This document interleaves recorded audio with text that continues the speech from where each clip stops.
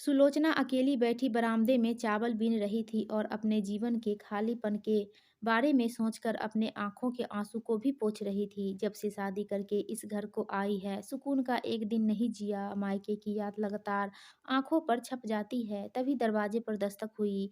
सुलोचना की मुंह बोली बहन। अरे सुलोचना, कैसी हो? बस दीदी, ठीक हूँ। सुलोचना अपना दर्द छिपाकर चाय नाश्ता का इंतजाम करने में लग जाती है। सुलोचना की बहन एक दो दिन घर में रहते हुए सब जान जाती है और सुलोचना का हाथ पकड़कर बोली, सुलोचना, कैसे तुम यह सब बर्दाश्त कर लेती हो?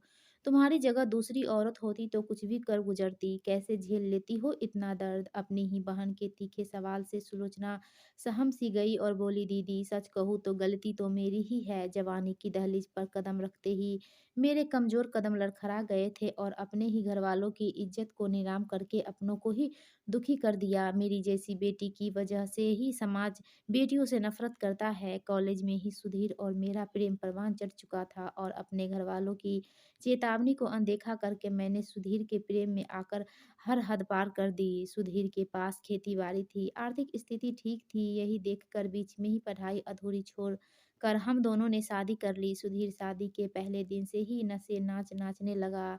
जब ये सब देखा तो मेरी आंखें कौंध गई। यकीन ही नहीं हुआ, जिस सुधीर को मैं जानती हूँ वो तो ये है ही नहीं। उसकी हरकतें लोक लाज और मर्यादा को तार-तार करती रही। शुरू-शुरू का प्यार, इसी बीच में 2 बच्चे भी हो गए। अब तो रोज़ का हो गया है। अब तो साहस जुटाने के बाद भी सुधीर का विरोध नहीं कर पाती हूँ दीदी। बहुत बड़ी गलती की है मैंने। काश माता-पिता का कहना मानती मैं। मुझे सुधीर के बारे में पूरी जानकारी निकाल लेनी चाहिए था। उसकी प्यार भरी बातें के जादुई असर की मैं दीवानी हो गई थी। सुलोचना, सच-सच बताओ, सुधीर तेरे साथ मारपीट भी करता है, सबके सामने तेरा अपमान करता है, तेरी आँखों के सामने दूसरी लड़कियों के साथ संबंध बनाता है? क्या बताऊँ दीदी, शादी जब तक नहीं हुई थी तब तक सुधीर अच्छा इंसान होने का नाटक करता रहा। मैं समझ ही नहीं पाई दीदी। अब तो 2 बच्चे भी हो चुके हैं। मेरे अंदर छुपी हुई बेबस माँ ने जिंदा औरत के स्वाभिमान को मार दिया। मैंने हालात से समझौता कर लिया है।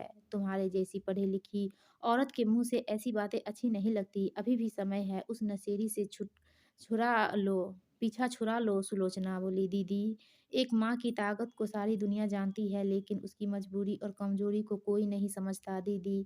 अब तो ये बच्चे ही जीने का सहारा है, इनके सहारे उम्र गुजार लूंगी। दीदी समझा कर अपने घर चली जाती है। सुलोचना फिर से अपने रोजमर्रा के कामों में लग जाती है। शाम जब सुधीर आया तो सुलोचना ने स्वादिष्ट पकवान परोसे, लेकिन सुधीर गुस्से में सुलोचना को घर से निकलने को बोलने लगा। अब मेरा मन भर गया है, मुझे दूसरी शादी करनी है।